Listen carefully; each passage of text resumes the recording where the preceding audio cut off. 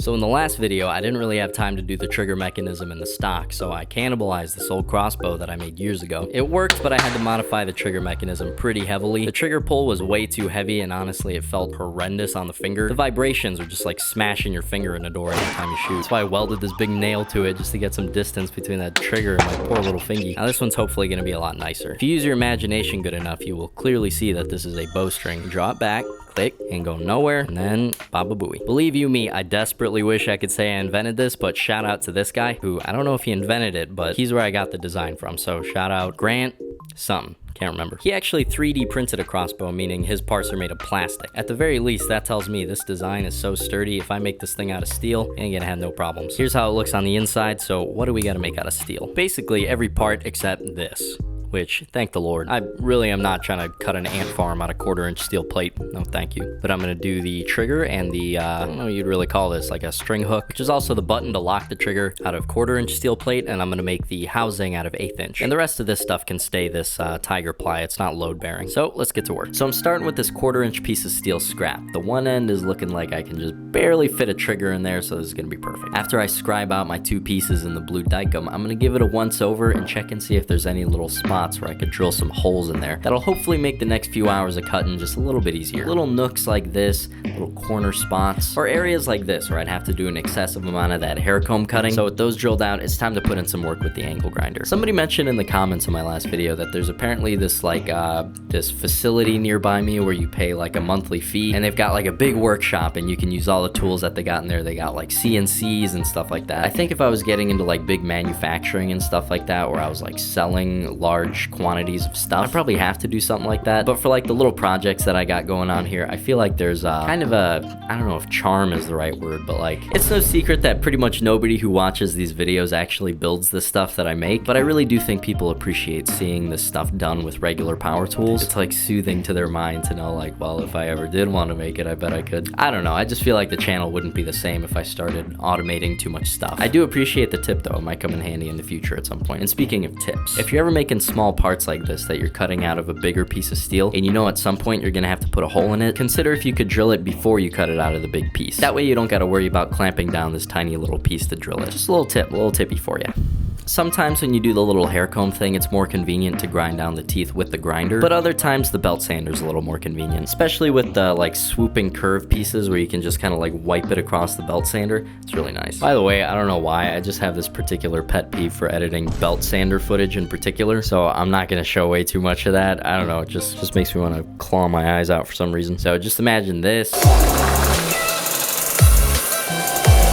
times 1,000. There you go. Hope you liked it. Here's one of my favorite tools, or tool attachments, I guess you might say. The polyfan flap disc, the one that goes all the way around. Flap discs are epic enough as it is, but you get to do stuff like this with the polyfan. I mean, you're just wiping steel away. It's awesome. It's great. But then still for the really precise work, we return to monkey. Hand files are great. Don't let anybody tell you otherwise. Some you can go back and forth with. Some you have to push it and pick it up and push it. Another little tip, those mesh sanding discs from Diablo, you can cut them into strips and do that little shoe shine thing. And it actually works super well. You really get in there in the little small areas. There's a bunch more cutting here, nothing really super special. You will notice that I'm still quenching the piece to cool it off, not because it's tempered or hardened or anything, but if it gets too hot, it'll actually burn off the dicum and I'll lose the stencil, so get dunked on. So I was like experimenting here, seeing if I could like thin the steel out a little bit, and then if I could run through with the jigsaw. And it worked. It just wasn't like particularly much more convenient or pleasant than just using the angle grinder, but hey, now I know. Slightly more interesting than that learning experience.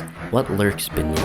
I've had this tiny benchtop vise collecting dust on my shelf for probably 4+ years. Honestly, just never had enough tables to make use of it. But trying to cut on these little tiny pieces of steel, it gets really annoying trying to find like a really sturdy way to clamp it down to the edge of the table. But I realized instead of mounting it to the top of the table like you do with a vise, I stuck it on one of the legs. Let me tell you, that's staying there. It was awesome. And you might be thinking like, isn't that kind of low down? Is it inconvenient to be like hunching over it like that? Honestly, when I'm clamping stuff to the table and I'm cutting, I'm like on my tiptoes trying to look over it so I can get the good alignment with the cutting disc. Having the workpiece all the way down by my waist is actually super comfy. Major dub. I really like it. I'm keeping it. Here we have the combiest comb I've ever combed. Belt sand. I finished cleaning off the teeth with the flap disc. It's actually very soothing. Just wiping my troubles away. Really, really loving this new vise configuration. It's interesting how long you can have a problem before you even get the idea to fix the problem. I've been clamping tiny pieces of steel to the edge of the table for years and years. Little vise is a real godsend. Back to the file. Every time I use files, I'm always blown away by how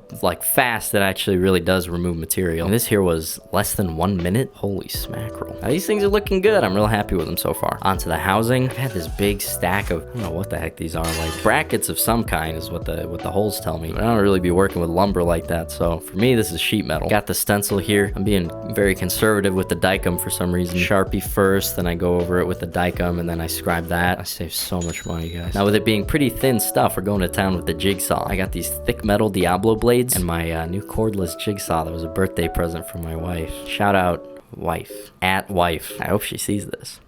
Nothing beats orbital sanding during golden hour. That is some nice footage, huh? Oh yeah, remember I said we were gonna use tiger ply for the ant farm? Changed my mind. The more and more I thought about mixing materials in the trigger box, the less and less I like the idea. So here's a solution I came up with. Take these nuts, use the actual trigger parts to measure out where they need to start and where they need to stop, and super glue the nut there as a stopper. Then once you got them all in place, just drill through and stick them on there with some steel rivets. Then for the little nook that holds the spring in place, we just cut a nut and you weld it in place. I didn't weld this, guys. Somebody came in and welded it, and it was really bad. And he ran away. Yeah, had to use it. True story, very sad. Many such cases. At the very least, they work for their purposes, so that's good news at least. You'll notice I stuck some roll pins into the trigger and the trigger hook just to hold the spring in place. I did that to hold the spring in place. I drilled and tapped one of the plates. I countersunk the other plate. Here's how you put the whole thing together.